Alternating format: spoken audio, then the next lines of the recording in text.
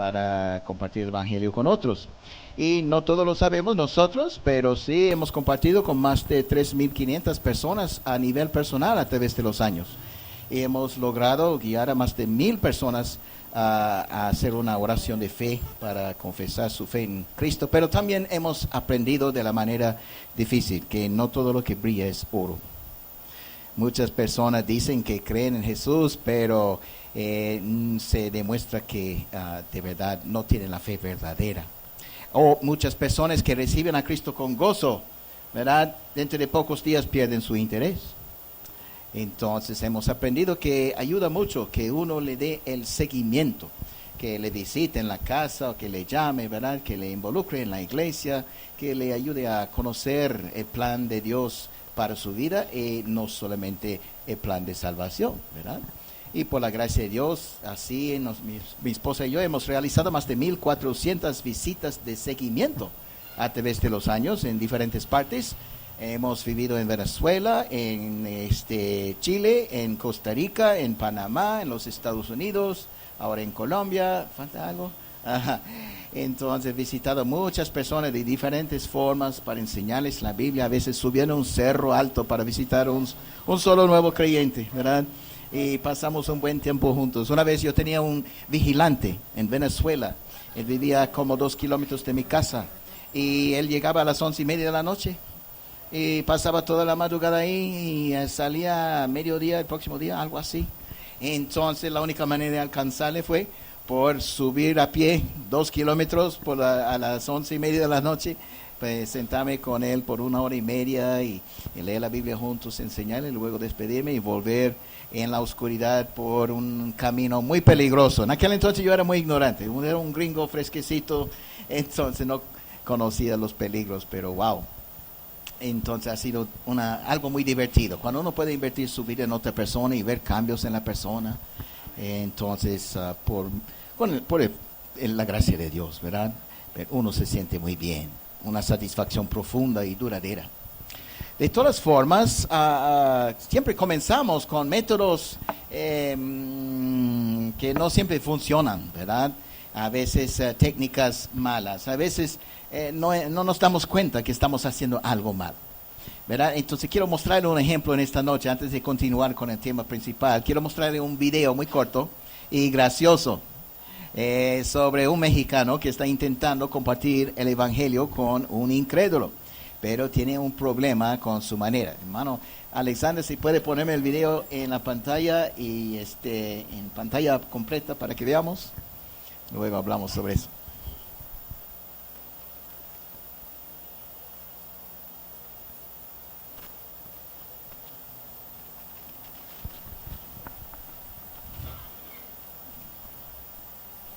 Eso es. Hola, soy cristiano. ¿Y yo también? ¿Ah, sí? Sí. Gracias a Dios. Gracias a Dios. ¿Qué haces? Estoy estudiando la palabra del Señor para poder salir allá afuera y evangelizar a los que lo necesitan. ¿Y te entienden? Pues, ¿cómo no me van a entender? Hablo 5 idiomas. A ver, ¿cuáles? Pues, inglés, francés, español, italiano y cristianish. ¿Hablas cristianish? Pues claro. ¿Y la gente te entiende? Pues, ¿cómo no me van a entender? A ver, practico con mi amigo. Ay. ¿Sabes? Dios te quiere hacer salvo. ¿Me quiere hacer salvo? Pues ojalá sea arrancagrasa. Así me echo la mano. Te echo una. No entendiste. Tienes que recibir a Cristo. Ah, recibir a Cristo. Ay, ¿me llega por ahí o por TV? No te digo.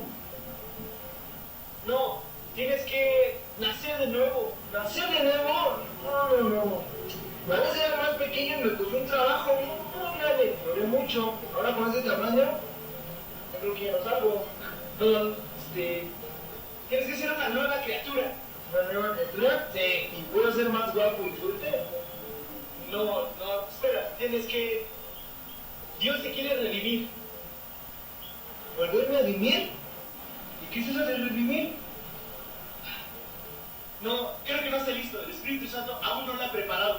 No, mira, lo que me dijo cristiano te quiso decir fue que Dios quiere que tú dejes atrás todo lo que está pasando, todo lo que te ha estado lastimando, y quiere hacerte feliz. y él quiere que tú veas tu vida, que está dando una segunda oportunidad, pero esta vez bajo su amor y su control. ¡Ah! ¡Ya entendí! ¿Ves? Te dije que me entendería. Ay, ay, ay, ay, ay. Muchas gracias, hermano Alexander. Bueno, la moraleja es que a veces nosotros, ¿verdad? Como creyentes en Jesucristo, desarrollamos, sin darnos cuenta, desarrollamos una jerga, ¿verdad? Hablamos de diferentes cosas, de recibir a Cristo y cuando estamos en la calle hablando con los incrédulos y le invitamos a recibir a Cristo, no entienden a qué se refiere. ¿Ah?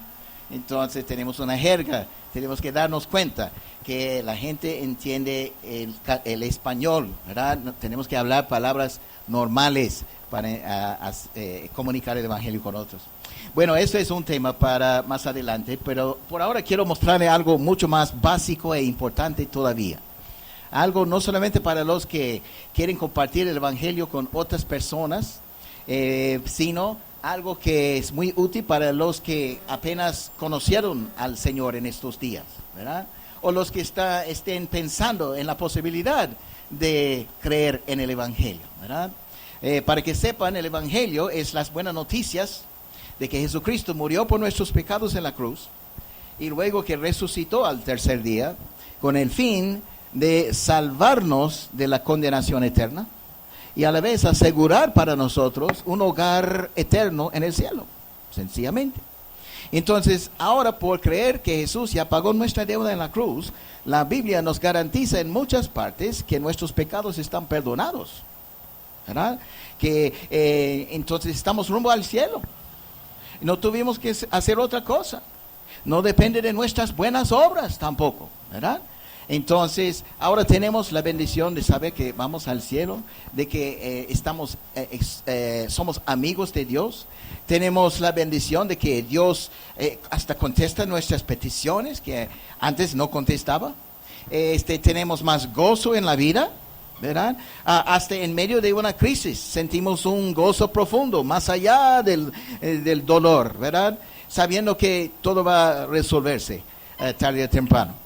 Tenemos muchos beneficios, no solamente perdón de pecados, pero ahora nos corresponde a nosotros compartir las buenas noticias con otros para que tengan el mismo gozo y los mismos beneficios que tenemos nosotros.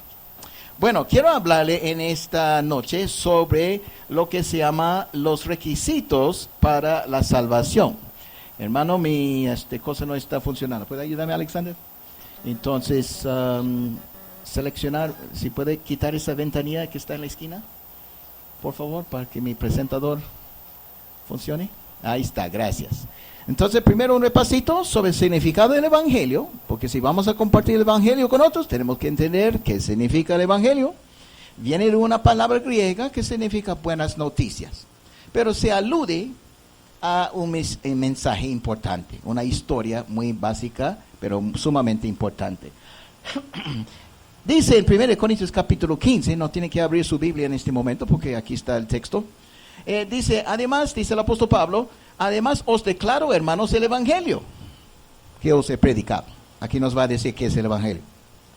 El cual también recibisteis, en el cual también perseveráis, por el cual asimismo, si retenéis la palabra que os he predicado, sois salvos, si no creísteis en vano.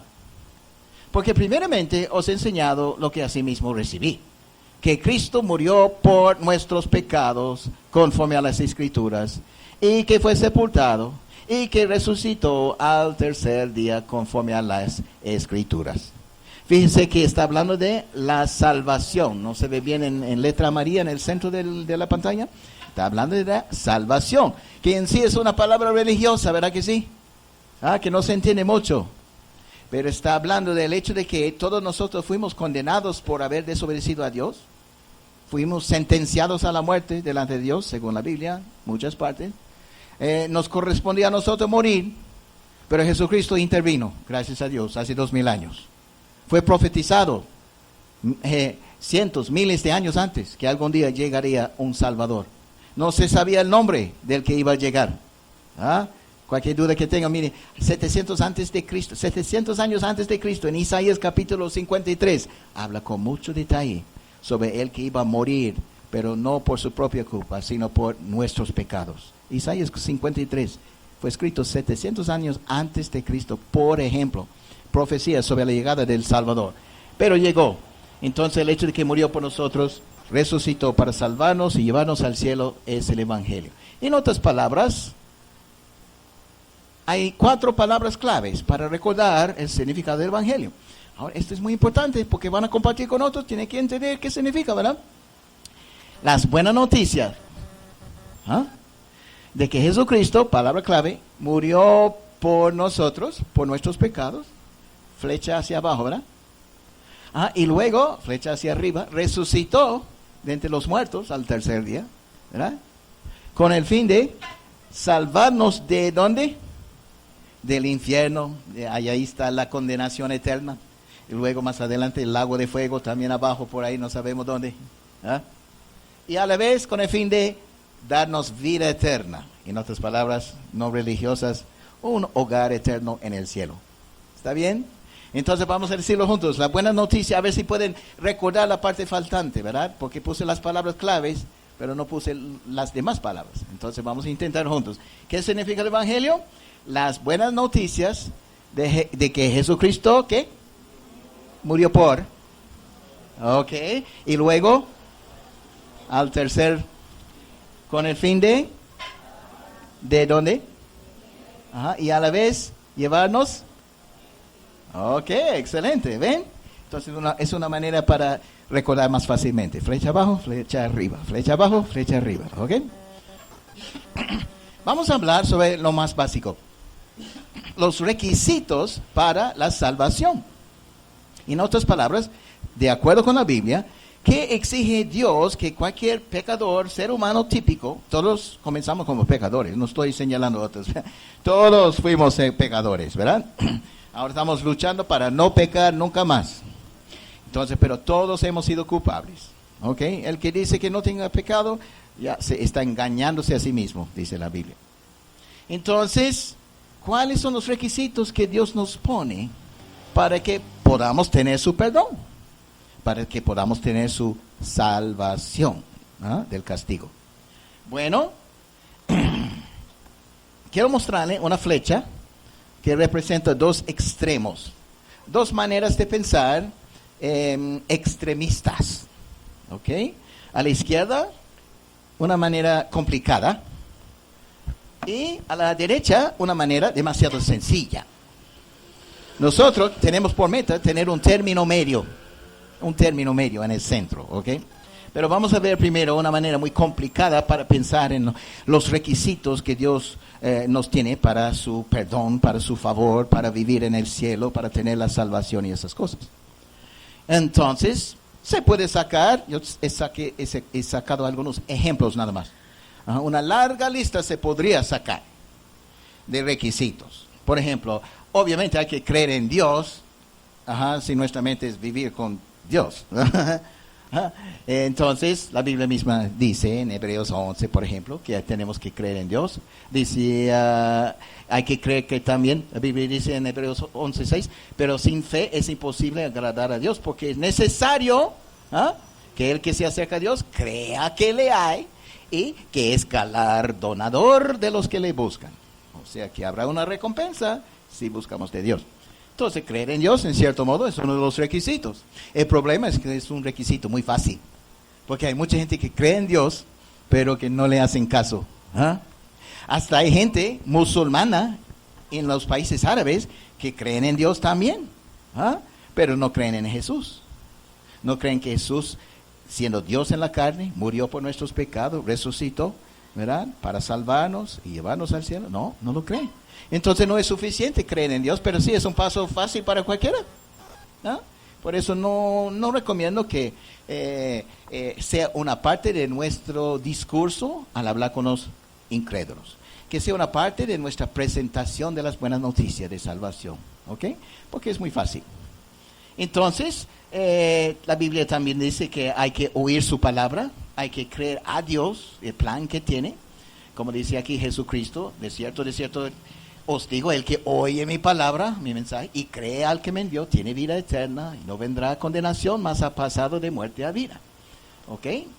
Hay que creer que Jesús murió por nosotros, obviamente. Juan 3:16 dice, porque de tal manera amó Dios al mundo, que ha dado a su Hijo unigénito, o sea, en la cruz, para que todo aquel que en Él cree no se pierda, mas tenga vida eterna. ¿Ve?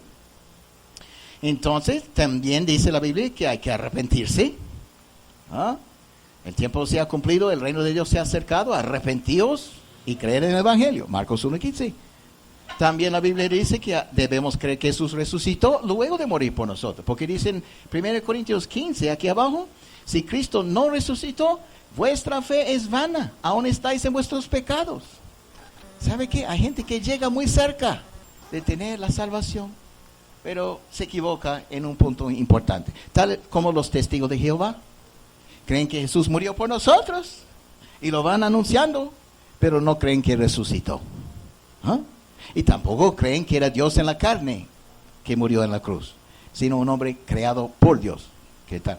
Pero no creen en la resurrección, a pesar de que su propia Biblia dice claramente en 1 Corintios que si no creen en la resurrección, todavía están en su pecado. Es más, dice que son falsos testigos, específicamente dice así, los que no crean en la resurrección son falsos testigos de Dios. ¿Qué tal? No puede ser más claro, pero no creen en la resurrección. Bueno, eso sí es importante, pero la resurrección es una parte de la buena noticia en sí, es una parte del Evangelio. Porque el Evangelio es las buenas noticias de que Jesucristo, ¿qué? ¿Dónde pasó? Murió por nuestros pecados y luego resucitó con el fin de salvarnos ¿de dónde? Del infierno y luego llevarnos. Entonces, la resurrección es una parte integral del Evangelio, ¿verdad? Por eso no hay que enfatizarlo tanto, pero sí hay que mencionarlo. La Biblia dice que hay que creer que Jesús es el Mesías, el Salvador. También dice que hay que confesar a Jesús delante de los hombres, ¿verdad? Admitir su fe, nunca negarle.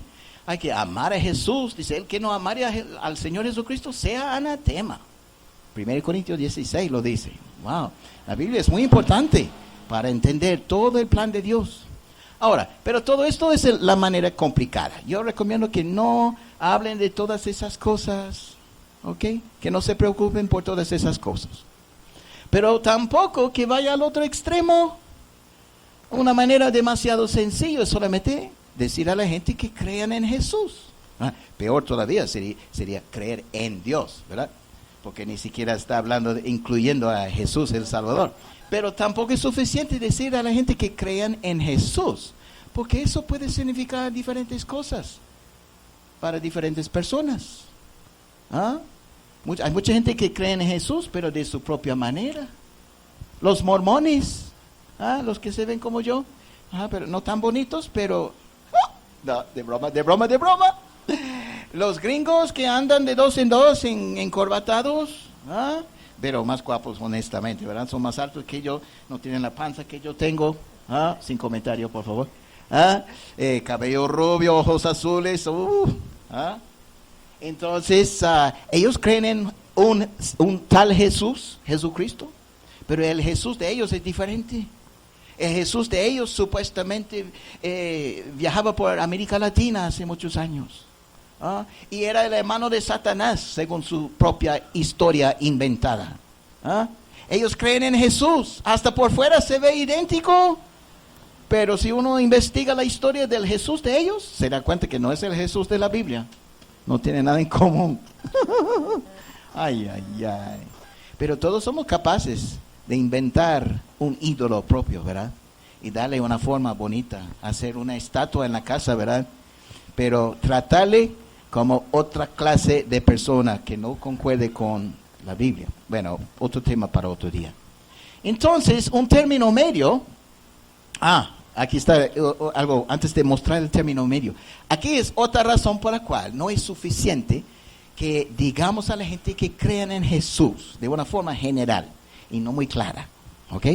La Biblia dice que pues pecaremos porque no estamos bajo la ley sino bajo la gracia en ninguna manera. Dios no quiere que solamente creamos en Jesús sin que haya evidencia de que creemos en Jesús. Dios quiere salvarnos, pero también quiere cambiar nuestra actitud para que dejemos de desear el pecado. Y más bien, todos los días tengamos la intención de cambiar. Él quiere que demos nuestra espalda al pecado, ¿verdad? Lo más que podamos. Que luchemos todos los días, ¿verdad? Para vivir en santidad. ¿Ve? Entonces, también dice la Biblia, por ejemplo, en cuanto al pecado sexual de los novios que se acuestan en la cama en secreto, ¿verdad? Pero no están casados todavía. Dice, huid de la fornicación. Dios quiere que haya cambios en nuestra vida, ¿verdad? Pero fíjense que no estoy hablando del acto de cambiar, sino el deseo de cambiar, la actitud de cambiar.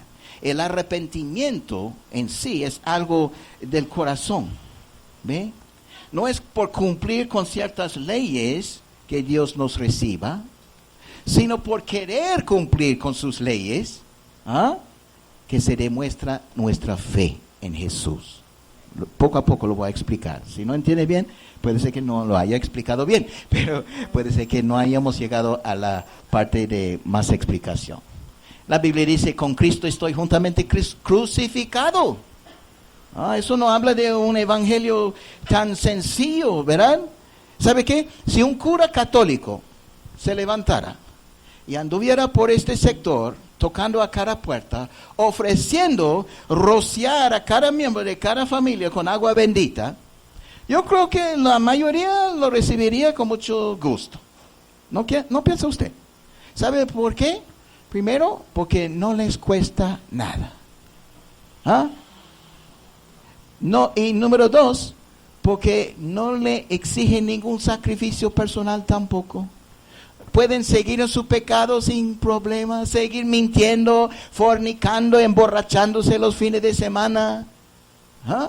Es algo demasiado fácil. No tiene valor. No concuerda con la Biblia. ¿Ve? Pero mucha gente está dispuesta a creer en Dios de esa forma. Con cosas superficiales.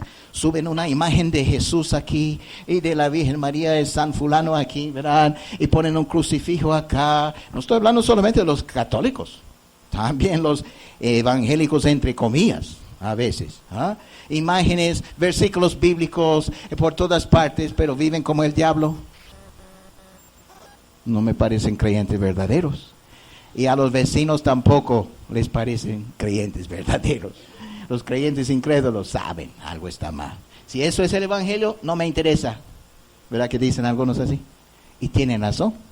El problema es que eso no es el evangelio. Ellos no son evangélicos ni católicos, ¿verdad? Si no hay evidencia de una fe verdadera en Jesús, no hay cambio de vida, ¿verdad? Y todavía no tienen la salvación. El apóstol Pablo dijo, golpeo mi cuerpo y lo pongo en servidumbre, no sea que habiendo sido heraldo para otros, yo mismo venga a ser eliminado. En otras palabras, yo no quiero ser hipócrita. Yo quiero practicar y vivir lo que yo enseño y predico a otros. A mí me parece una buena actitud. Sin embargo, el apóstol Pablo, a la vez en la Biblia, para los que no sepan, ¿verdad?, habla mucho de haber fallado a Dios siendo cristiano. Y lo que quiere hacer, no siempre lo hace. ¿Se acuerdan? Bueno, estamos en la lucha juntos, por eso está la iglesia, para que animemos uno al otro, para que algunos aconsejen, otros enseñen, cantemos, tengamos compañerismo juntos para animar uno al otro. Por eso oramos uno por otro, por eso leemos la Biblia juntos y también en la casa solas. Hay muchas maneras de edificarnos en el Espíritu para que logremos las metas que Dios nos ha dado. Amén. Entonces, pero si no hay evidencia externa de un cambio interno, entonces todavía no hay fe verdadera. Ahora sí, vamos a abrir la Biblia brevemente, por favor, al libro de Santiago. Santiago, capítulo 2. Santiago, capítulo 2. Santiago, capítulo 2, fue escrito por uno de los medio hermanos del Señor Jesús. ¿Verdad que sí? Era un hombre duro, pastor de la iglesia en Jerusalén. muy práctico, muy exhortador. ¿Ah? Santiago, capítulo 2, a partir del versículo 14. Muy interesante, para que vea que este librito Santiago es muy práctico. ¿Okay? Dice así: hermanos míos, ¿de qué aprovecha si alguno dice que tiene fe y no tiene obras? ¿Podrá la fe salvarle? Y si un hermano o una hermana están desnudos y tienen necesidad del mantenimiento de cada día, y alguno de vosotros le dice: id en paz, calentaos y saciaos, pero no les dais las cosas que son necesarias para el cuerpo, ¿de qué aprovecha? Así también la fe, si no tiene obras, es muerta en sí misma. Pero alguno dirá: tú tienes fe y yo tengo obras. Muéstrame tu fe sin tus obras, y yo te mostraré mi fe por mis obras. ¿Tú crees que Dios es uno? Bien haces. También los demonios creen y tiemblan. Mas ¿quieres saber, hombre vano, que la fe sin obras es muerta? ¿No fue justificado por las obras Abraham, nuestro padre, cuando ofreció a su hijo Isaac sobre el altar? ¿No ves que la fe actuó juntamente con sus obras? Para que la fe se perfeccionó. ¿Ah? Y que la fe se perfeccionó por las obras. Y se cumplió la escritura que dice: Abraham creyó a Dios y le fue contado por justicia. Y fue llamado amigo de Dios. Vosotros veis pues que el hombre es justificado por las obras y no solamente por la fe. O sea, en cierto modo. Asimismo también Rahab, la ramera, ¿no fue justificada por obras cuando recibió a los mensajeros y los envió por otro camino? Porque como el cuerpo sin espíritu está muerto, así también la fe sin obras está muerta. Ok, no entiendan mal. Acabamos de leer una parte de la palabra de Dios, entonces no hay ningún error aquí. El error es que entendemos mal la palabra obras. Yo tengo una foto ahí que saqué en Pereira. Estaba en el carro, pasamos un lugar, había un letrero que decía fin de obra. Yo decía, fin de obra, ¿a qué se refiere? ¿Ah? ¿Sabe de qué clase de obra estaba hablando? Era un letrero naranjado, amarillo, brillante, ¿verdad? Estaban construyendo en la calle. ¿A qué se refiere esa clase de obra? ¿Ah? Una obra de construcción, ¿verdad que sí? La Biblia no está hablando de las obras de construcción. ¿Ah? Y la Biblia habla mucho de las obras de la ley del Antiguo Testamento. Que los judíos eran obligados a guardar la ley. Y había 613 diferentes leyes sobre los ritos, los holocaustos, los días, ¿cómo se dice? Festivos, días festivos, ¿verdad? Además de los 10 mandamientos y otras cosas, había 613 y nadie cumplió perfectamente con toda la ley antigua de Dios.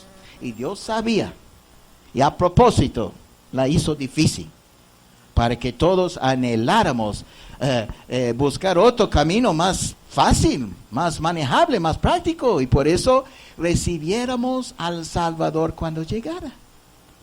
Entonces cuando Él llegó, la gente decía, ahora entiendo, ya no es por obras de la ley, sino ahora por fe en el Salvador.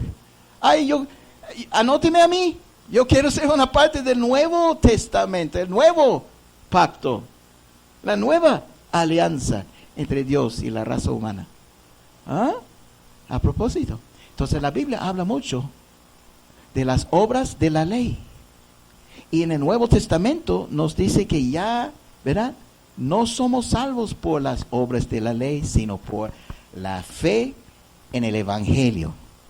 Las buenas noticias de que Jesús murió por nuestros pecados y resucitó con el fin de salvarnos del infierno y llevarnos al cielo. Por fe, ahora somos salvos. Y tampoco es gratis el perdón de pecados.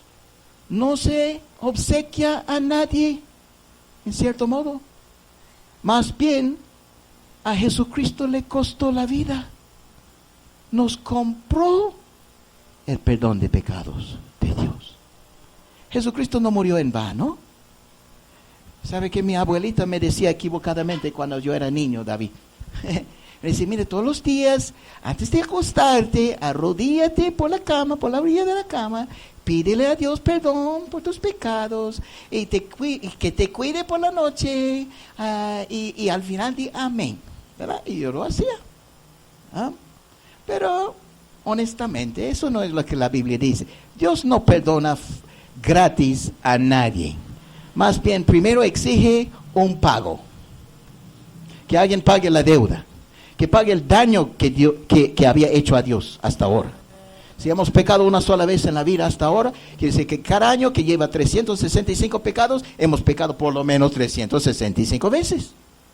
Quiere decir que cuando teníamos 10 años de verdad, en teoría ya teníamos más de 7,200 pecados, ¿verdad?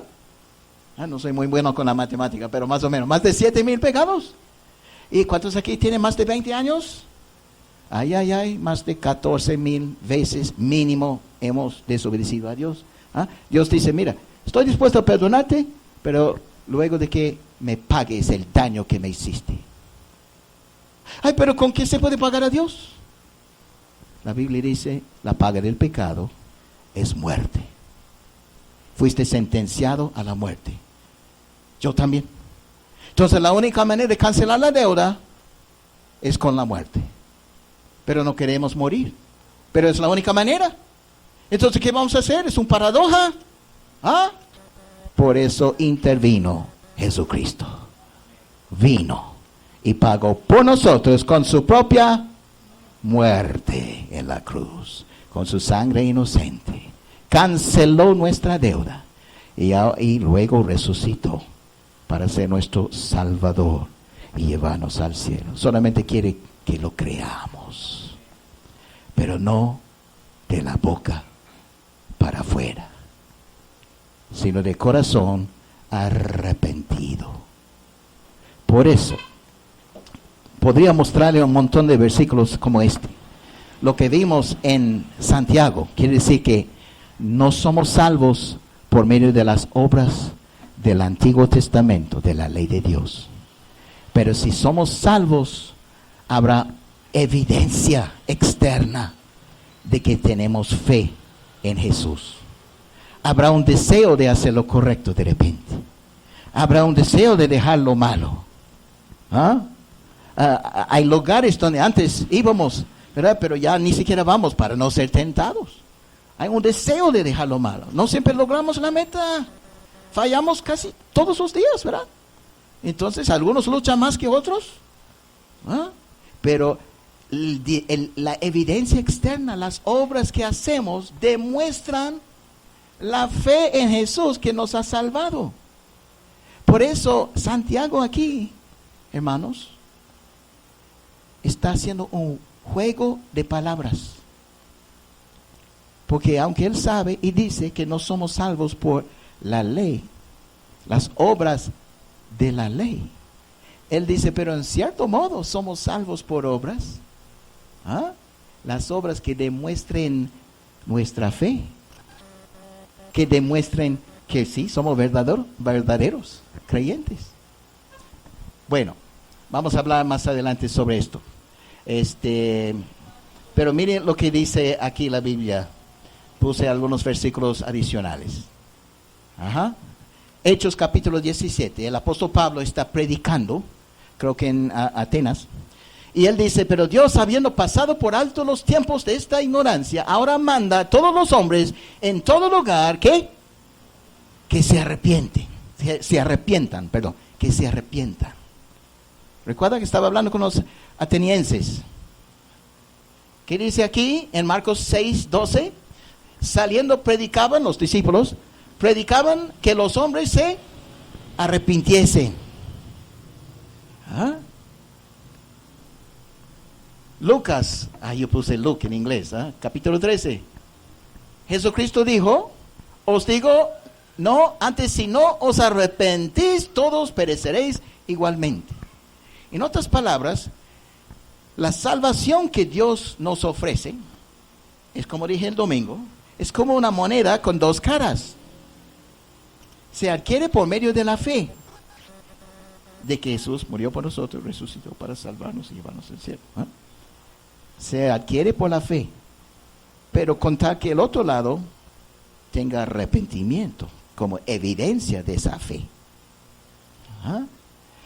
O sea, esta fe verdadera en el Evangelio de Jesús debe caracterizarse, ¿lo dije bien? Caracterizarse, ahora sí, debe caracterizarse por un cambio de actitud, un arrepentimiento por lo malo que hemos hecho, un deseo de hacer lo correcto, ¿ve? Es la misma moneda, pero es otro lado. Hablamos mucho, mucha gente, muchos cristianos, mayormente en nuestras iglesias, pero a veces nosotros mismos, hasta a veces en la calle, tocando las puertas supuestamente, anunciando las buenas noticias. Hablamos tanto de la fe y nada del arrepentimiento. ¿Pero qué dice aquí? No, antes, si no tienes fe, todos pereceréis igualmente. Tampoco, no, está hablando de arrepentimiento. ¿Qué dice el versículo anterior? Saliendo, predicaban que los hombres tuviesen fe. No, que se arrepintiesen. Ahora Dios manda a todos los hombres en todo lugar que tengan fe. No, que se arrepientan. Porque el arrepentimiento es el otro lado de la moneda. Si se arrepienten, fácilmente van a tener fe. ¿Ve? Ok. Avanzando. ¿Cuál es el término medio en el cual debemos creer? El término medio que debemos compartir con otras personas incrédulas para que lleguen a ser creyentes. Todo esto a la izquierda es bíblico. En cierto modo, todo lo que está a la derecha es bíblico, pero para no correr el riesgo de que la gente entienda mal, que solo por creer en cierto Jesús, de que existió, ¿verdad? De que era buen hombre, que era Dios en la carne nada más, ¿no? El término medio que recomiendo que prediquemos es que la gente se arrepienta y que crea en el Evangelio.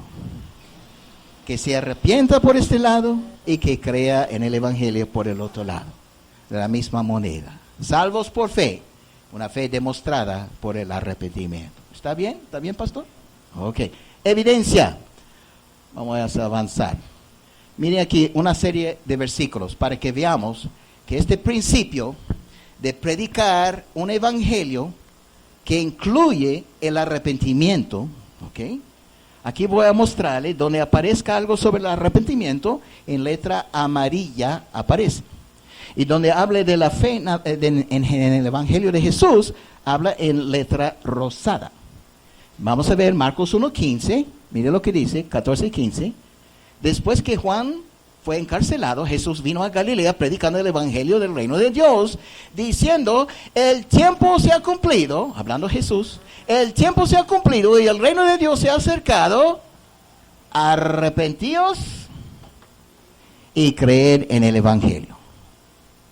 Ay, pero ¿qué le pasa a Jesús? ¿No sabe que somos salvos por fe? Porque está perdiendo el tiempo hablando del arrepentimiento. No, no está perdiendo el tiempo y tampoco se está equivocando. Es que Él no quiere que la gente entienda mal qué clase de fe está buscando Dios. Una fe que produzca resultados, una fe que produzca evidencia. Amén. Que se arrepientan y que crean en el Evangelio. Un versículo muy importante. Apréndanlo de memoria. Tan importante para mí. Otra evidencia de que estos dos conceptos son primordiales, sean primordiales. Hechos de 20, hablando del apóstol Pablo, hablando de Pablo. Cuando vinieron a él, a Pablo, pues, les dijo, vosotros sabéis cómo me he comportado entre vosotros, hablando Pablo, versículo 19, sirviendo al Señor con toda humildad y con muchas lágrimas, y como nada que fuese útil, he rehuido de anunciaros y enseñaros públicamente y por las casas, testificando a judíos y a gentiles acerca de dos cosas, ¿qué? El arrepentimiento para con Dios y de la fe en nuestro Señor Jesucristo. ¿Estoy bien? ¿Estoy bien? Nada escandaloso aquí, ¿eh? Poquito nuevecito de una Biblia antigua. La palabra antigua. ¿Ah? Estoy agregando cierto énfasis, nada más. Otro pasaje, Hechos 19. Dijo Pablo, Juan bautizó con bautismo de arrepentimiento, pero diciendo al pueblo que creyesen en aquel que vendría después de él. Esto es en Jesús el Cristo, el Salvador. ¿Ah? Juan preparaba el camino con el arrepentimiento y luego llegó Jesús con el evangelio en sí para salvarnos por fe. Hechos 3, 17 al 19. Dice, mas ahora, hermanos, sé, dice el apóstol Pablo otra vez, sé que por ignorancia lo habéis hecho, como también vuestros gobernantes, pero Dios ha cumplido así lo que había antes anunciado por boca de todos sus profetas, que su Cristo había de padecer, así que arrepentíos y convertíos para que sean borrados vuestros pecados. Me equivoqué, es el apóstol Pedro predicando aquí. Está predicando a los judíos que ya sabían, ya creían en Dios y hasta sabían que el Salvador iba a llegar algún día, pero no habían entendido que acababa de morir en la cruz. El que murió en la cruz no fue solamente un carpintero sencillo, sino Dios encarnado, el Salvador, el Mesías también. Pedro se los explica de diferentes formas y termina diciendo, así que arrepentíos y convertíos para que sean borrados vuestros pecados. No puede ser más claro que se arrepientan esa gente, pero que se conviertan en creyentes en Jesús como su Salvador, no en un futuro Salvador venidero, sino en el que ya murió en la cruz y luego resucitó para salvarnos. ¿Me entienden? ¿Sí? Dos cosas claves. ¿Estoy inventando o no? No. ¿Quiere más evidencia? Tengo más. ¿Qué dice aquí? Hechos 26. Y el Señor dijo a Pablo, para esto he aparecido a ti, para ponerte por ministro y testigo, librándote de tu pueblo y de los gentiles a quienes ahora te envío, para que abra sus ojos, para que se conviertan de las tinieblas a la luz, de la potestad de Satanás a Dios, para que reciban por la fe que es en mí, Jesucristo está hablando con Pablo, por la fe que es en mí, perdón de pecados y herencia entre los santificados. Dios quiere que se conviertan de las tinieblas, que haya frutos de su fe, evidencia, obras que demuestren su fe. También Hechos 2, complicado, pero sí. Lucas 24, Jesús le dijo, así está escrito, y así fue necesario que el Cristo padeciese, y resucitase de los muertos al tercer día, y que se predicase en su nombre. ¿Qué mensaje? El arrepentimiento. Dígame, ¿qué mensaje estamos predicando nosotros? Hay puro la fe. Él quería que predicáramos un arrepentimiento que demostrara la fe también. ¿Cuándo vamos a comenzar? ¿Sabe qué? Se ha calculado por 3 predicadores famosos, por lo menos, pastores, pero que salían por televisión durante 50 años, gente famosa y gente muy, muy admirable. Eso no quiere decir que sean expertos de los expertos, pero que aproximadamente entre 70 y 80% de los que asisten a las iglesias, por lo menos aquí en el occidente del mundo, ¿verdad? Los Estados Unidos, América Latina, ¿verdad? Tal vez entre 70 y 80% no son creyentes verdaderos. Dicen que cargan la Biblia, sí. Citan partes de la Biblia. Usan corbata y las mujeres faldas. ¡Oh, qué espiritual! Por eso. Tienen imágenes en las paredes de su casa.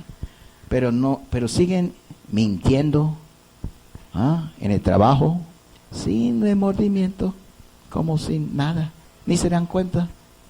¿Ah? Hacen cosas deshonestas, codician a las mujeres, vuelven a la casa y ven pornografía en lo secreto, en lo oculto de su casa. Nadie sabe. ¿Ah? Salen alabando a Dios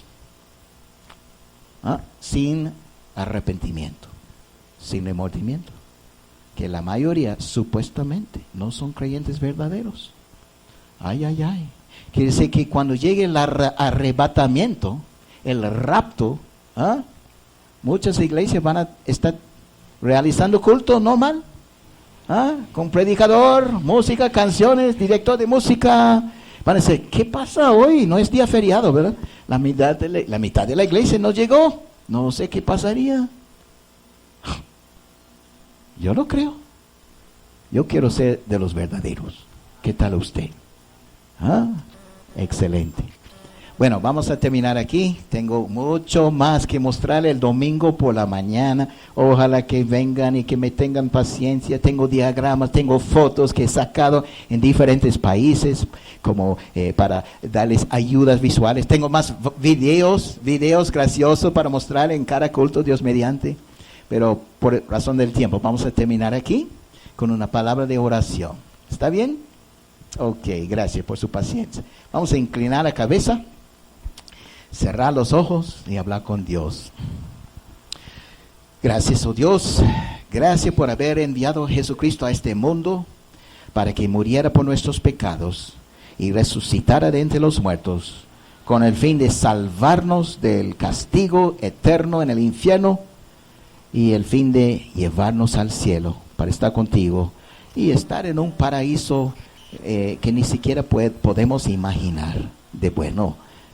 Gracias, oh Dios, por ese favor. Ahora queremos decirte en esta noche que nosotros nos consideramos creyentes en el Evangelio. Queremos que sepas en esta noche, oh Dios, que creemos en ese Evangelio. A nosotros no nos ha costado nada. Y gracias porque tú pagaste todo en la cruz por nosotros. ¿Cómo no lo vamos a creer, oh Dios? Te pedimos que como creyentes en ese sacrificio de Jesús, oh Dios, con un corazón arrepentido que tenemos, que nos perdones en este momento todos nuestros pecados. Queremos cambiar. Hay cosas que han sido muy difíciles de dejar, pero por lo menos seguimos intentando, y si no hemos seguido intentando, de ahora en adelante lo vamos a hacer, porque queremos la fe verdadera. Nos arrepentimos por lo malo, queremos hacer lo correcto. Recíbenos así, oh Dios, en este momento. Perdona todos nuestros pecados.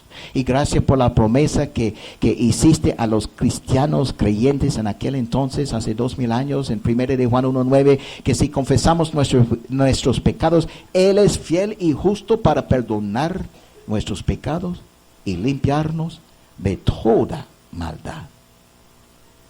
Y no solamente te comprometes a perdonarnos, tú dijiste en Isaías 43:25, tú mismo dijiste, yo soy el que borro tus rebeliones por amor de mí mismo y no me acordaré de tus pecados. Gracias por ese gran favor. Ahora ayúdanos a compartir las buenas noticias con otros para que ellos también tengan el perdón de pecados y te conozcan íntimamente como su propio Dios, vivo y verdadero.